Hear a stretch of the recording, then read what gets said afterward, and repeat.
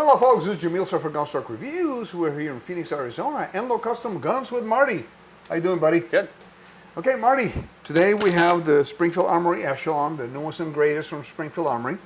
And by the way, guys, I'm not pointing it at him, I'm pointing it that way, okay? Clear. As we both know, this pistol has interchangeable backstrap and interchangeable grip units, frames, or whatever you want to call them. Sure. So it's actually 9 different combinations that you could put together, which is pretty amazing. Small, medium, large on the back straps, small, medium, large on the frame itself. So what I want to do today, Marty, is to put a small back strap and a small frame on this one that has the medium frame, medium back strap. My hands are fairly small. I already figured out that I like this combination.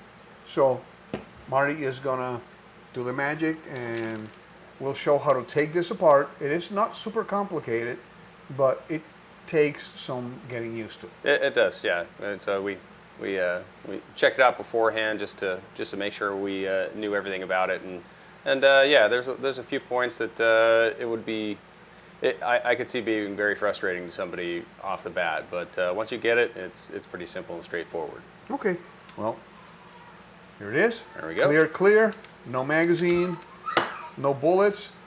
Let's do it. Okay, so this thing, like we were talking about before, pretty straightforward, right? First thing we want to do is we want to open the slide and rotate the takedown lever, right? So takedown lever down, right?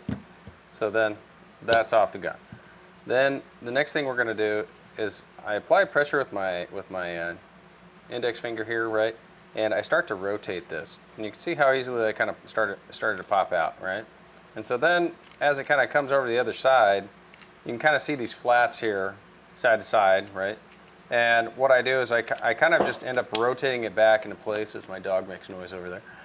And then you want to, this won't come out yet, so what you want to do is you actually want to reach in here, and I'll kind of show you this on this thing here. But you want to reach into the frame with your finger, and you can reach in. I mean, I suppose you could use a tool, but you're going to use your index finger again. You're gonna push the little flat here, right? And so that needs to come out. And I'll place these over here, right? That needs to come out, and it'll slide right off, right? So that'll slide right off. This is where this gets a little weird, right? So what you're going to do is you're going to lift the slide release, you're going to pull the trigger, and you're going to, and I had this down with my hands here, right? So I'm kind of pulling the trigger, and I'm going to lift the slide release, kind of index finger, thumb holding the slide release, and then I'm just going to slide the whole unit forward, right? And it'll kind of rotate out. So there is a little hook point at the front of this chassis here that it gets a little caught. I almost got it here, right? It's just a little tight on this spot right at the front here, and that's kind of where it's hanging up on me right now. There we go. So there's little hooks here down at the bottom, and those are kind of tight coming in and out. Now we've obviously done this a couple times, right? So it might be a little more difficult with you. And then for the new frame, right, or at least the new lower, right? Now you also want to make sure you don't slide any of these parts out, so just be very careful, right? You're gonna place this in actually front first, right? So front first, you're gonna pull the trigger, get it down, set into place, and then you're just gonna pull it back, right? And almost got it. Suppose I can pull the trigger. There you go. So that just kind of shifted back into place, right? And then what we're going to do is we're going to grab the small back strap here, and it has kind of a set point. So if you start too far back, I mean, you can obviously slide it, but what it's going to do is going to kind of insert here and then just slide up. That's going to keep the frame locked from going forward. And then this is probably where I would say one of the more frustrating parts could be if you're not familiar with it, right? There is kind of a taper here, and there's a little piece here, and I don't know if the camera can see it or not, right? But you can see that, Dave. There's a little thing sticking out, right? Now there's a spring attached to it, right? But what you do is you end up putting that edge kind of right there where it's facing down. We want the we want the takedown lever facing down. You're going to kind of press this in. Now, I found it a little easier to pull the trigger as I did it. I did this a couple times, and me pulling the trigger kind of relieved a little tension on that. I don't think they recommend that, but I just found for me that was worked okay. And then as you place here, when this is going to go across the other side, it still kind of has to push that piece out of the way, right? But if you just simply rotate it a little bit, you'll kind of find a sweet spot that it goes into, right? And once again, I can kind of pull the trigger to relieve a little tension on that, but you see right there, it kind of lined up and just went in as I rotated it down. You do want to be careful that you don't scuff the other side here, but then as it snapped in, that was it. Goes down, slides together, rotate that back up into place, and that's your small grip frame. There you go. Oh, excellent, Marty. Oh yeah, that for me. And then again, this is the beauty of 9 different possibilities. And I like the texturing, the adaptive texturing, that's the name they use for it, is about the same as they had on the Hellcat. I like the way it feels, and it's so, yeah, for Dave back there, he's Sasquatch, we're gonna need to, oh yeah, that's gigantic.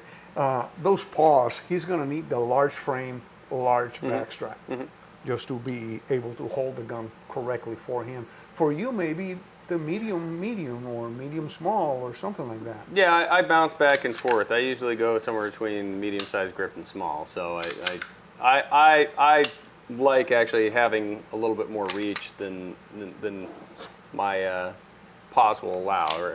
So it's like if I'm running a small gun, I don't really see a disadvantage. No. But there's some people out there with large, gigantic, right, like skinny hands, like our friend Paul, that has really long, skinny hands. Right.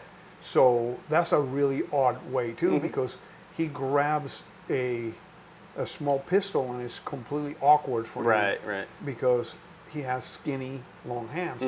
Another thing I missed on the video, and I apologize, is the 2 little notches here on each side that help you if you have a magazine that is caught inside of the pistol.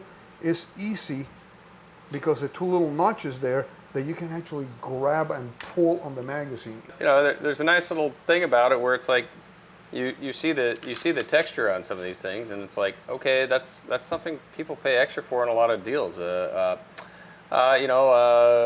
We used to texture the base pads a lot, texture or stipple, even just putting they call the gas pedal on there. I mean, I really like that they stippled the takedown lever because when I shoot, I have a tendency to run my whole thumb along the edge of the frame there. I mean, there's really a lot of well thought out features on the whole pistol itself there. And I mean, it's nice that it's not too aggressive, right? And I'm sure when it's going to be carried up against your skin, it's going to grab skin pretty good, but that's... and it will grab shirts too, depending on the shirts you wear, it will grab shirts. But it's actually honestly not too aggressive. I don't know if you remember the old, there was that time that Glock had those... the RTF? What was it? They had those little spikes. I can't remember what they were. RTF, yes, and I mean those were pretty nasty, but they got rid of those pretty quick. That's a lot more pleasant to have. It's a really nice, well thought out gun, and I'm really interested to see how well they hold up, and I think they've made a lot of improvements on them. And there's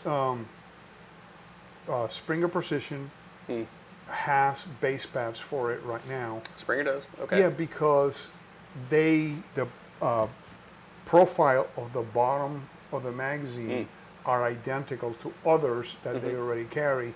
So as soon as this pistol, we are, by the way, under a week after release time. For those watching this video, this pistol came out last week when we're shooting this video. He did some research at home and tested several of his base pads. So I have some coming in today. Too bad I don't have them with me. And then he's going to send me some more today. We'll have them later on the week until we find the one we like. They have extended base pads for it and like capacity extension base pads. So adds 2 or 3 more rounds. And they also have the ones that are just no capacity but extended with extra weight and different colors and da da da da. So we can go ahead and do it. We have a couple of more upgrades to do in this pistol, so stay tuned. Please like this video, share this video, and subscribe to the channel. And again, thanks for watching. Remain healthy, stay safe, and definitely have fun at the range.